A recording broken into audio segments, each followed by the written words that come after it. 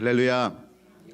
저는 오늘 우리가 함께 교독한 이 누가복음 14장 25절로 35절의 말씀을 가지고 참 제자의 삶, 진실한 제자의 삶, 주님이 기뻐하시는 삶, 그러한 삶은 어떤 삶인가 우리 함께 살펴보면서 은혜를 나누기 원합니다.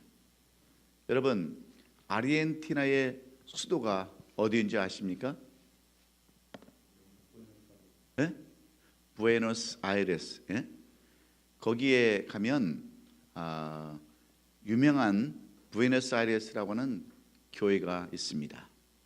이 교회는 후안 카를로스 올티즈라고 하는 목사님이 담임하시는 목사님인데, 이 오티즈 목사님이 처음 이 교회에 부임해서 사역을 하시는데, 처음 그 교회에 가보니까 교인이 184명이 있었습니다. 새로 부임한 이 목사님은 이 교회를 위해서 하루에 16시간씩 기도하고 성장을 위해서 노력하고 또 전도하고 열정을 가진 나머지 3년 만에 600명이 되는 그러한 교회로 성장하게 되었습니다. 중대형 교회로 성장하게 되자 그 지역에서는 떠오르는 별처럼 그렇게 여겨졌습니다. 그래서 이 교회 저 교회에 이렇게 초빙을 받고 강사로도 쓰임을 받았습니다. 그런데 이 목사님은 그렇게 교회가 성장을 하고 이 교회 저 교회에 가서 집회를 해도 마음에 평강이 없습니다. 늘 공허하고 허전한 마음밖에 없습니다. 그리고 영적으로 계속해서 그러한 기쁨이 나타나질 않습니다. 그래서 이 목사님은 고민하던 중에 교회에 허가를 얻어서 2주 동안 기도원에 올라갑니다. 기도원에 올라가서 나는 어째서 그렇게 열심히 사역을 하고 교회를 성장시켰음에도 불구하고 어떻게 해서 나는 이렇게 허전하고 공허하고 영적으로 다운돼 있으며 또 목회의 한계를 느끼는가 기도하면서 주의 음성을 듣고자 그렇게 기도를 했습니다. 그런데 어느 날 주의 성령의 음성이 들려오기 시작합니다. 너는 지금까지 목회를 하는데 마치 너의 목회가 코카콜라 회사에서 콜라를 팔듯이 너는 정말 목회를 그렇게 열정적으로 그렇게 전략적으로 목회를 해왔다. 너는 마치 리더스 다이제스트 그 신문사 잡지사가 잡지를 만들어 팔듯이 너는 참으로 훌륭하고 큰 일을 했다. 신학교에서 배운 것처럼 열심히 기도하고 열정을 가지고 기도해서 교회를 성장시켰다. 그런데 가장 중요한 것은 과연 그 목적이 어디에 있으며 무엇을 위한 성장이었는가?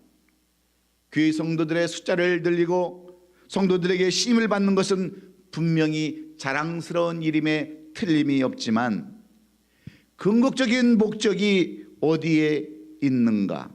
그것이 없다고 한다면 성장하고 성도들이 크게 많이 부흥한 그 궁극적인 목적이 없었다고 한다면 그것은 성장이 아니라 비만이다라고 하는 그러한 책망의 음성을 듣게 되었습니다.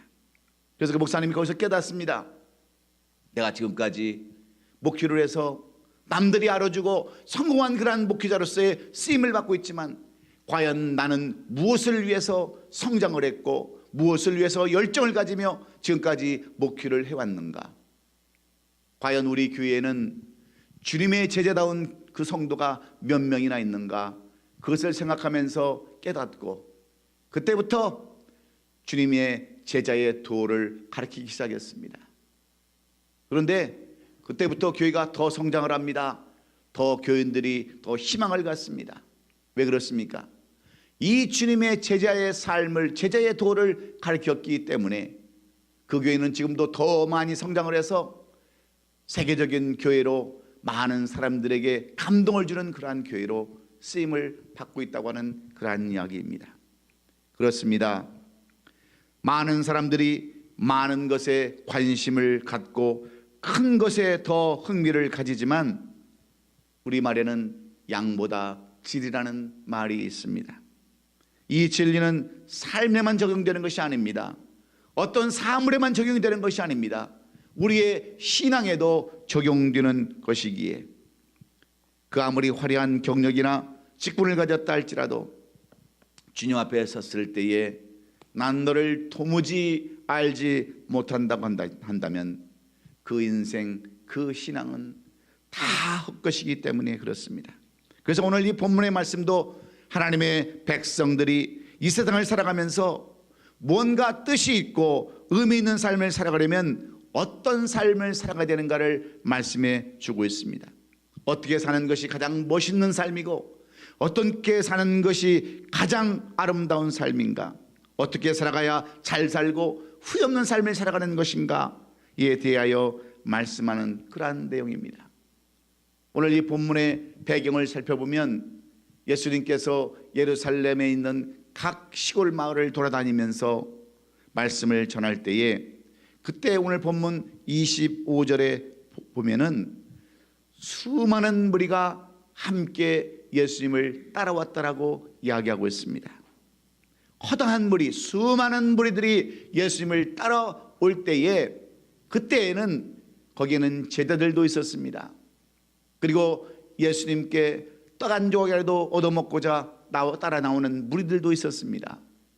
예수님께서 하시는 일들, 그러한 기적과 이적을 보러 오는 그러한 무리들도 있었고 병 고침을 받기 위해서 나온 무리들도 있었습니다. 그런가 하면 그 중에는 구경하러 온 구경꾼들의 무리들도 있었습니다. 이러한 수많은 무리들이 예수님을 따를 때에 예수님은 그 따라오는 무리들을 돌이켜보사 뒤를 되돌아보시면서 묻습니다. 너희가 무엇 때문에 나를 따라오느냐?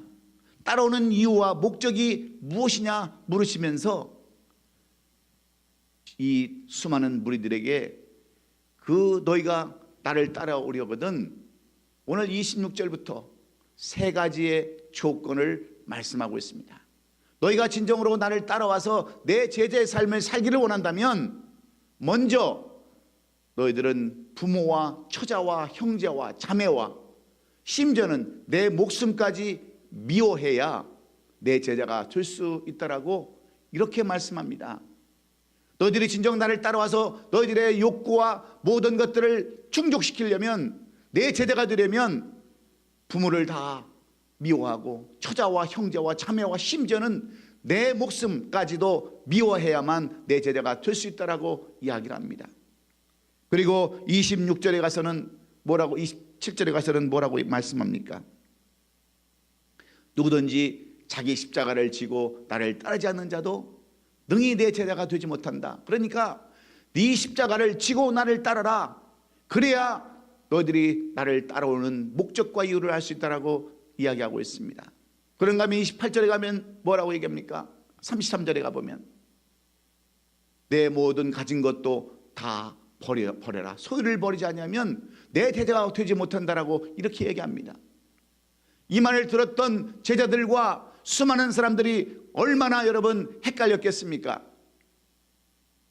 아니 분명히 예수님께서 말씀하실 때 이 처에 대해서 아내에 대해서는 어떻게 이야기하고 있습니까? 내 몸처럼 이렇게 사랑하라고 그랬는데 교회처럼 사랑하라고 그랬는데 왜 처를 미워하고 자녀는 어떻습니까? 자녀를 노엽게 하지 말고 축복하라고 말씀하셨지 않습니까? 그런데 왜 자녀를 미워하라고 얘기하는 것일까? 그리고 형제를 왜 미워하라고 하는 것일까? 분명히 성경은 뭐라고 말씀합니까? 너희 형제를 나가라 하는 자에게는 치욕 간다. 그런 사람은 천국을 소유할 수 없다. 그렇게 말씀하지 않습니까? 이렇게 많은 말씀을 하셨음에도 불구하고 왜 미워하는지 그 이유를 알 수가 없었어요. 그리고 또 한 가지, 내 십자가를 지고 따라오라는 말씀은 무슨 말씀일까? 그리고 모든 소유를 다 버리라는 것은 도대체 무슨 이유로 이렇게 말씀하시는가 도저히 이해가 되지 않았습니다. 납득이 가지 않았어요. 그럴 때 예수님께서는 그들의 마음을 다 아시고 오늘 본문 31절부터 28절부터 33절까지 말씀 속에서 두 가지의 비유를 우리에게 소개해 주고 있습니다. 그 첫 번째가 뭡니까? 망대를 세울 때의 비유를, 망대의 비유를 말씀해 주고 있습니다. 너희 중에 누가 망대를 세우고자 할진대 자기의 가진 것이 중고기까지 족할는지 먼저 앉아 그 비용을 계산하지 아니하겠느냐. 여러분, 우리가 건축을 할 때, 집을 지을 때, 아니면 어떤 공사를 할 때, 여러분 아무 계획 없이 무작정 하는 사람이 어디에 있겠습니까? 조그마한 집을 하나 짓더라도 다 계획을 세우고 돈이 얼마나 들어갈 것이며 그 돈을 우리가 충당할 수 있는가 없는가 계산하고 하지 않습니까? 이렇게 망대를 짓는 것도 사람들은 따지고 계산해서 다 한다, 그런 말입니다. 그리고 또 한 가지는 어떤 비유입니까? 전쟁의 비유를 말씀해 주고 있습니다. 사람들은 전쟁을 할 때 계산을 합니다. 1만을 가지고 2만을 대적할 때 과연 우리가 이길 수 있을까 없을까? 여러분, 전략을 짜지 않습니까? 그래서 만약에 질 것 같으면 미리 가서 화친을 청하고 우리가 잘못했으니까 총을 바친다든지 아니면 우리가 당신들의 종이 된다든지 해서 최소한의 인명피해를 줄이는 것이 사람들의 지혜라는 거예요. 그러면서 주님은 똑같은 말씀으로 이 비유를 말씀하시면서 사람들도, 일반 사람들도 이렇게 망대를 짓거나 전쟁을 할 때도 다 계산하고 따지고 하는데, 하물며 신앙생활을 하면서 저 천국의 그러한 삶을 기대하면서 나가는 사람들이 어찌 따져보지도 아니하고 계산도 안 해보고 삶을 살 수 있겠느냐 하시면서, 그런 삶을 살려면 제자의 삶을 살아야 된다, 주님이 원하시는 삶을 살아야 된다 하시는 말씀이 오늘 이 본문의 내용입니다. 핵심입니다. 그러면서 결론이 뭡니까? 너희들이 제자의 삶을 살려면, 제자다운 삶, 하나님이 원하시는 삶, 기뻐하는 삶을 살려면 바로 소금과 같은 제자가 되어야 된다. 그렇게 말씀하는 내용이 오늘 이 본문의 핵심적인 내용입니다. 소금과 같은 삶을 살아야 한다, 소금같이 되어야 된다 하는 이 말씀을 통해서 오늘 이 본문의 말씀에서 누가는, 이 본문을 쓴 누가는 과연 우리에게 무엇을 여러분 교훈하기를 원하십니까? 우리가 정말 주님이 기뻐하시는 삶, 많은 사람들이 원하는 그러한 제자의 삶을 살려면 어떻게 살아야 되는가, 그것을 우리에게 말씀해 주는데, 여러분 소금은 우리에게 있어서 피와 같은 것입니다. 중요한 것입니다. 소금을 많이 먹으면 나트륨 중독으로 인해서 몸이 망가집니다. 그런데 여러분, 이와 반대로 소금이 없으면 나트륨 부족으로 인해서 또한 사람이 기력을 잃어버리고 힘을 잃어버립니다. 한 몇 년 전에 우리 김옥수 권사님 몸이 아프시고 힘이 빠지고 기력이 없어서 병원에 갔더니 병원에서 진단하기를 소금 부족이라고 그랬죠. 나트륨 부족이라고 그래가지고 병원에서 소금을 먹어야 된다고 그래가지고 처방받고 지금 회복되셨지 않습니까? 지금 건강을 되찾지 않습니까? 여러분, 소금이라는 것은 많아도 안 되지만 없어서는 안 되는 꼭 필요한 것입니다. 그래서 이 땅에 필요한 사람들, 소금처럼 사는 것이 제자의 삶이라고 주님은 힘주어서 말씀하시는 것을 이 누가는 이 본문에 이렇게 옮겨 놓았습니다. 그래서 소금은 옛날부터 중요한 물건으로 취급해 왔습니다. 한 달 월급을 줄 때, 샐러리를 줄 때도 뭘로 줬어요? 소금으로 줬습니다. 그래서 이 썰트머니를 주어서 이 파생된 단어가 샐러리입니다. 소금으로 월급을 주었어요. 그만큼 소금이 중요했는데, 이 말씀은 소금 같은 삶, 썩을 것을 썩지 않게 하면서도 티내지 아니하고 자기의 사명을 다하는 그러한 것이 진정한 주님의 제자다 하시면서 마지막 십자가를 지시기까지 우리들에게 분부하신 내용이 어떤 내용이었습니까? 제자의 온전한 삶을 살아가려면 마태복음 28장 19절로 20절 말씀, 너희는 가서 모든 족속으로 제자를 삼아 아버지와 아들과 성령의 이름으로 세례를 주고 내가 너에게 분부한 모든 것을 가르쳐 지키게 하라. 이 제자의 삶을 살게 하라고 우리에게 명령해 주셨습니다. 이것을 위해서 예수님도 3년 동안 얼마나 많은 제자들을 여러분 가르쳐 왔습니까? 오직 12명만 가르쳤습니다. 12명이 진정한 제자가 되기를 위해서 예수님은 3년 동안 그 12명의 제자를 뽑으시고 그 제자들을 위해서 예수님의 모든 삶을 다 바쳤습니다. 그래서 한때로는 제자들의 삶이 실패한 삶 같고 제자들이 잘못된 것 같았지만 그래도 배운 것이 있어서 그들은 나중에 어떤 삶을 살았습니까? 주님의 제자 요한을 제외하고는, 그리고 가룟 유다를 제외하고는 모든 제자들이 그 주님의 가르쳤던 제자들의 삶 때문에 마지막까지 순교하고 전 유럽 전 세계에 복음을 전해서 오늘날 기독교가 2000년 동안 이렇게 오늘날까지 내려올 수 있었음을 우리는 분명히 봅니다. 그러면서 우리에게 가르쳐주는 그러한 모든 내용들은 참 제자의 삶을 살아야 된다는 거예요. 뿐만 아니라 예수님께서는 라오디가 교회를 통해서 주신 말씀이 어떤 말씀입니까? 계시록 여러분 3장 15절로 16절에 가보면 내가 내 행위를 나누니 내가 차지도 아니하고 덥지도 아니하도다. 내가 차든지 덥든지 하기를 원하노라. 내가 이같이 미지근하여 덥지도 아니하고 차지도 아니하니 내 입에서 너를 토해내치라면서 라오디아 교회를 향해서도 정말 참다운 제자의 삶, 참다운 교회가 되기를 간절히 원하는 것을 우리가 볼 수 있습니다.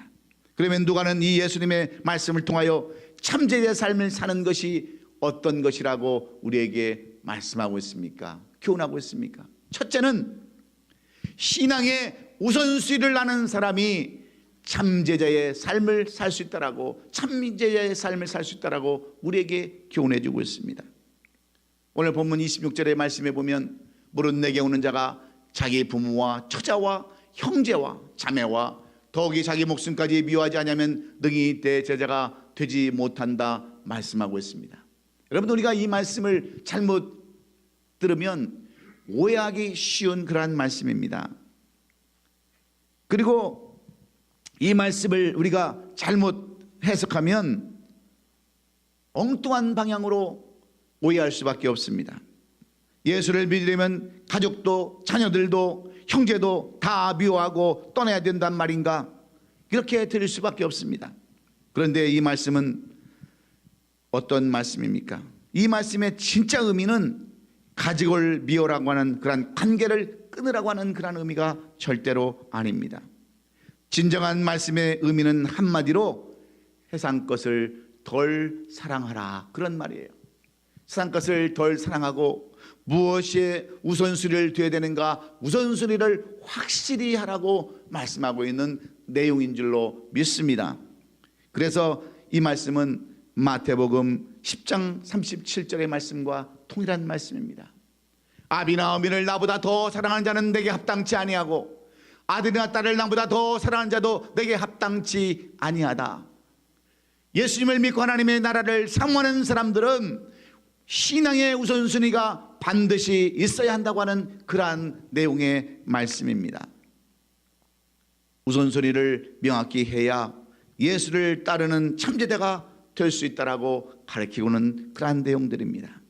가족관계나 인간 윤리를 무시하고 멀리하라고 하는 말씀이 절대 아닙니다. 여러분 한번 생각해 보세요. 주님을 닮아가는 삶을 살겠다라고 하면서 세상 것에 우선순위를 두면 어떻게 주님을 따라 나갈 수 있겠습니까? 올바른 삶을 살아나간다고 여러분 생각하면서 어떻게 세상 것을 사랑하면 여러분 올바른 신앙생활을 할 수 있겠습니까? 매일 노래방이나 다니고 놀러 다니고 술 먹고 살면서 어떻게 진정한 그리스도의 삶을 여러분 살 수 있겠습니까? 최소한의 그리스도인이라고 한다면 신앙의 우선순위가 무엇인가, 퍼스트 프라이어티가 무엇인가를 우리가 알아야 될 거 아닙니까? 그래서 누가는 오늘 주님의 말씀을 통해서 우선순위, 신앙의 우선순위가 어디에 있는가를 확실히 해야만 주님이 원하시는 주님의 제자의 삶을 살 수 있다라고 우리에게 이렇게 권면하고 있습니다. 이 말씀은 사도 바울이 갈라디아서 5장 24절에서 말씀하는 내용과 같은 말씀입니다. 그래서 예수의 사람들은 육체와 함께 그 정욕과 탐심을 십자가에 못 박았느니라. 세상 것은 다 버려버리고 주님을 향한 우선순위를 두고 있는 사람들만이 승리하고 아름다운 삶을 살 수 있다라고 이렇게 사도 바울도 우리에게 가르치고 있습니다. 진정한 제자의 삶이란 우선순위를 주님께 두는 삶이기에 여러분 다 그런 삶을 사셔서 진정한 이 땅에 소금과 같은 제자도의 삶을 사는 저와 여러분이 될 수 있기를 예수님의 이름으로 축원합니다. 두 번째로, 어떤 사람이 소금과 같은 삶을 살아가는 사람인가, 제자도의 삶을 살아가는 사람인가, 그것은 사명을 발견할 줄 아는 사람이라고 사도 누가는 이렇게 우리에게 교훈해 줍니다. 오늘 본문 27절에 보면 누구든지 자기 십자가를 지고 나를 따르지 않는 자도 능히 내 제자가 되지 못한다 말씀합니다. 이 말씀은 쉽게 얘기하면 자기 십자가를 지고 가야만 주님의 온전한 제자가 될 수 있다라고 하는 말씀과 같습니다. 그런데 누구나 다 십자가를 지는 것은 쉬운 일이 아닙니다. 정말 십자가를 지는 것은 어려운 일입니다. 그럼에도 불구하고 예수님의 제자가 되기 위해서는 반드시 십자가를 져야 한다고 강조하는 이유는 이 십자가가 기독교의 상징이며 기독교의 핵심이기 때문에 그렇습니다. 십자가는 희생이며 헌신이기 때문에 그렇습니다. 또한 그것은 사명이기 때문에 그렇습니다. 여러분, 어찌 사명 없이 주의 일을 할 수가 있고 어찌 사명 없이 예수 그리스도를 온전히 따를 수가 있겠습니까? 그래서 내가 예수 믿고 하나님의 자녀가 된 것은 오직 하나님의 그러한 무조건적인 은혜이지만 최소한 하나님의 자녀로 살려고 한다고 한다면 우리에게 맡겨주신 사명을 감당할 수 있어야 합니다. 그래서 고린도전서 10장 13절에 뭐라고 우리에게 권면합니까? 사람이 감당할 시험 밖에는 너희가 당한 것이 없나니 오직 하나님은 미쁘사 너희가 감당치 못할 시험당함을 허락지 아니하시고 시험당할 즈음에 또한 피할 길을 내사 너희로 능히 감당하게 하신다고 말씀하시면서 우리에게 주신 사명을 온전히 감당하라고 우리에게 교훈해 주는 겁니다. 여러분의 십자가는 무엇입니까? 여러분은 어떤 십자가를 여러분 지시기를 원하십니까? 우리에게는 많은 십자가가 있습니다. 가정에 대한 십자가, 직장에 대한 십자가, 또한 교회에 대한 십자가, 사회에 대한 십자가, 수많은 십자가가 있는데 그 십자가를 포기한다고 한다면 여러분, 우리는 온전한 가장으로서의 삶도 살 수 없습니다. 성도의 삶도 살 수가 없습니다. 직장인의 삶도 살 수 없습니다. 우리에게 맡겨주신 사명, 희생과 헌신을 기쁘게 받아들일 때 하나님께서는 우리에게 감당할 시험밖에 허락하지 아니하고 다 십자가를 질 수 있도록, 그 십자가를 짊어맬 수 있도록, 사명 감당할 수 있도록 힘을 주신다고 하는 사실을 여러분 기억하시기 바랍니다. 그러므로 우리는 사명을 발견해서 사명을 감당하는 삶을 살 때 비로소 참제자의 삶을 살 수가 있는 것입니다. 예수 믿는 것 때문에 때로는 불이익을 당하고, 예수 믿는 것 때문에 때로는 무시를 당하고, 때로는 왕따를 당하고, 또 믿는 것 때문에 물질의 손해를 보면서도 신앙생활하는 사람들은 무엇 때문일까요? 바로 이 주님이 우리에게 맡겨주신 그 십자가 희생과 헌신과 사명 때문에 그렇습니다. 그래서 우리가 그것을 감당하는 거예요. 그런데 많은 사람들은 이 십자가를 오해합니다. 십자가를 잘못 생각합니다. 어떤 사람들은 자기 약점을 십자가로 여깁니다. 나는 이런 십자가를 지고 산다라고 이야기하는데 그것은 십자가 아닙니다. 자기의 부족함일 뿐이에요. 어떤 사람들은 자신의 실수나 때로는 자신의 범죄 또는 실패를 십자가로 여깁니다. 그것은 여러분 십자가가 아닙니다. 어디까지나 잘못된 것, 실패요, 그것은 자기 자신의 과오일 뿐이에요. 어떤 사람들은 시어머니를 욕하다가 들켜가지고 시어머니한테 고난을 당합니다. 고부간에 갈등이 생깁니다. 그럴 때 뭐라고 얘기를 해요? 우리 시어머니가 내 십자가라고 얘기하는데 그것은 십자가 아니에요. 그것은 그렇게 고난을 당해도 정말 싼 그러한 삶을 살아가는 겁니다. 많은 사람들이 이 십자가의 의미를 잘 이해하지 못해요.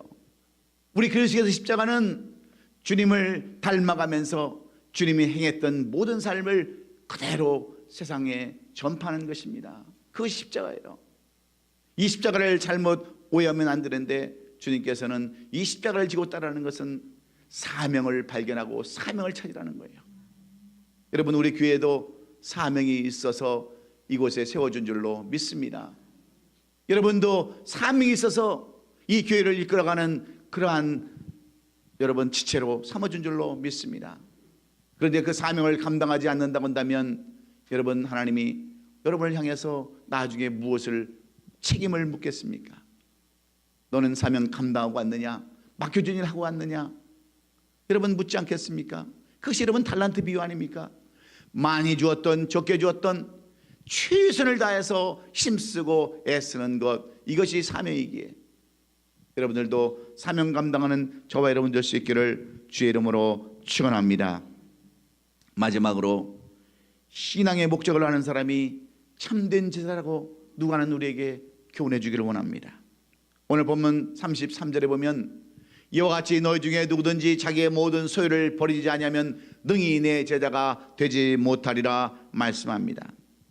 참제자의 삶을 살려면 먼저 버리는 것부터 하라고 하는 그러한 충고의 말씀입니다. 그런데 여러분, 버리는 것이 여러분 쉽습니까? 결코 버리는 것이 쉽지 않습니다. 특히 나에게 없어서는 안 되는 것을 주님을 위해서 버린다고 하는 것이 그렇게 호락호락 하지 않습니다. 그래서 우리는 때때로 많은 오해를 합니다. 이런 생각을 앞섭니다. 그렇다면 우리가 교인이 되어서 교회를 다니면서 정말 알거지가 되어야 예수 그리스도의 참된 삶을 살 수 있단 말인가 하는 생각이 우리 가운데 들어갑니다. 그런데 여기서 버리지 아니함이라는 말은 무슨 의미입니까? 내려놓으라는 말입니다. 내려놓으라는 거예요. 삶의 궁극적인 목적이 어디에 있는가를 알고서 잘못된 것들은 내려놓으라는 거예요. 버리라는 겁니다. 다시 말하면 예수 그리스도의 제자의 삶은 참제자의 삶을 살기 위해서는 가지고 있는 것에 대한 작별을 구하는 그러한 정신을 의미하고 있는 것입니다. 바로 신앙의 목적을 분명히 해야 참다운 그리스도의 삶, 주님이 원하시는 제자의 삶을 살 수 있다라고 누가는 우리에게 이렇게 교훈해 주고 있습니다. 자신의 신앙이 어떤 분명한 목적이 없다고 한다면 결단코 세상 것을 내려놓을 수가 없기 때문에 그렇습니다. 그래서 예수님은 마태복음 9장에서 어떤 사람을 우리에게 비유로 소개해 주고 있습니까? 바로 부자 청년을 우리에게 소개해 주고 있지 않습니까? 오늘 한 부자 청년이 예수 그리스도님을 찾아와서 묻습니다. 선생님, 제가 무슨 선한 일을 해야 영생을 얻을 수 있습니까? 묻습니다. 그럴 때 예수님께서 뭐라고 얘기합니까? 어찌하여 선한 일을 내게 묻느냐? 선한 일은 오직 한 분이시라 하시면서 내가 생명에 들어가려거든 계명을 지키라 얘기합니다. 그 계명은 어떤 계명입니까? 5계명을 말씀하는 겁니다. 5계명. 그 5계명을 다 지켜야만 네가 생명을 얻고 구원을 이루는 삶을 살 수 있다라고 이야기하자. 이 젊은 청년이 뭐라고 얘기합니까? 예, 저는 그것을 다 지켰습니다. 근데 또 무엇을 더 하라고 하십니까? 묻자 예수님께서 내가 온전하고자 할진대 가서 내 소유를 팔아서 가난한 자에게 다 주어라. 그리고 나를 따라라 그랬습니다. 그러자 오늘 성경의 마태복음 19장은 이렇게 결론을 냈습니다. 그 청년이 재물이 많으므로 이 말씀을 듣고 근심하며 가니라 떠나갔다. 그 말씀을 듣고 풀이 죽은 상태로 돌아갔다. 이렇게 기록해 놓았습니다. 무엇이 중요하고 무엇이 목적이 되어야 하는지 모르기 때문에 그 청년은 슬픈 인생이 되었고 버림받은 인생이 되고 말았습니다. 이 청년은 재물이 인생의 목적으로 알고 있었기 때문에 그렇습니다. 사랑하는 성도 여러분, 여러분은 어디에 목적을 두고 살아가십니까? 여러분은 어디에 지금 삶의 궁극적인 목적을 두고 살아가십니까? 저는 이 말씀을 준비하면서 많은 것을 생각했습니다. 우리 교회는 이제 마지막 그 단계에 와 있습니다. 새로운 단계에 와 있습니다. 그러면 앞으로 우리 교회 갈 길은 어떤 길이 되는가? 저는 여러분들에게 왜 내가 지금까지 살아왔는가? 무엇 때문에 내가 목회를 하는가? 남은 생에 남은 목회를 어떻게 할 것인가? 이 문제를 놓고 잠 못 이루는 밤을 수없이 지내고 있습니다. 여러분, 사람은 시작도 중요하지만 마지막은 더 중요합니다. 여러분, 교회가 깨어지고 부서져서 갈 곳 없이 방황하는 성도들처럼 불쌍한 성도들이 세상에 어디 있습니까? 실컷 예수 믿고 헌신하고 봉사하고 다 했는데 영혼 구원은 받지 못하고 주님 앞에 섰을 때 나는 널 도무지 모른다고 한다면 그 인생은 얼마나 불쌍한 인생이겠습니까? 저는 그래서 앞으로 남은 마지막 목표를 정말 우리 모든 성도들이 한 가족처럼 한 식구처럼 그런 교회, 주님이 원하시는 그런 교회를 만들어 가려고 애쓰고 힘쓰고 있습니다. 결코 우리 성도들을 실망시키고 마음에 상처를 주고 아픔을 주는 그러한 목표를 하지 않겠다라고 수없이 다짐하고 수없이 결단해 봅니다. 여러분, 우리 참제자의 삶은 소금과 같은 삶을 사는 것입니다. 빛과 같은 삶을 사는 것입니다. 여러분, 빛도 많으면 너무 세면 눈이 멀어버리고 화상을 입지만 빛이 없어 보세요. 그것은 암흑입니다. 반드시 있어야 할 것입니다. 그래서 우리를 빛과 소금이라고 말씀하는데, 우리가 단지 왔다 가는 이 세상, 잠시 머물다 가는 이 세상, 여러분이 빛과 소금의 직분을 살아야 되지 않겠습니까? 주님이 말씀하시는 제자의 삶은 살아야 되지 않겠습니까? 그러려면 여러분은 먼저 신앙의 우선순위를 두십시오. 여러분의 사명이 무엇인가를 발견하십시오. 그리고 신앙의 목적이 무엇인가를 다시 한번 발견해서 주님이 원하시는 이 빛과 소금의 사명을 잘 감당하시고 그런 삶을 살아가는 저와 여러분이 될 수 있기를 예수님의 이름으로 축원합니다. 그것만이 우리에게 원하시는 것이기에 그것이 우리가 해야 할 일이기 때문에 오늘 누가를 통해서 주시는 이 누가복음의 말씀을 이제 5월 달에 적용해서 5월은 우리에게 힘찬 성장의 달, 정말 무언가 기쁨과 소망이 넘쳐나는 그러한 2월이 될 수 있기를 예수님의 이름으로 축원합니다. 축원합니다. 기도하겠습니다. 고마우신 아버지 하나님, 이제 4월을 다 보내고 5월을 시작하는 이 거룩한 주일에